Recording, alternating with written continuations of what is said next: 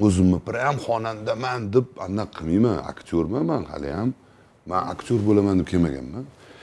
Menda muzikal образование bo'lmagani uchun konservatoriyaga borganimda dalshi olmaymiz sizda yo'q degan. Keyin teatralniy institutga borganman. Tushunasizmi? O'sha narsa turtki bo'lgan aslida. Keyin aktyor bo'lib ketdim, bu haqda unutdim. Ketdi kino, teatr yoq qilib, baribir ichimda turardi o'sha og'riq.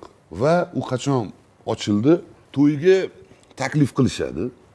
Xudoga shukr, haligacha mehmon sifatida, lekin cho'ntagimga pul solib qo'yishadi. Tushunasizmi? Prosta kelib chaqirishadi, Ulug'bek Qodirov davramizda deb men chiqib ikki og'iz bilan tabriklayman. She'r aytishni unaqa xush ko'rmayman.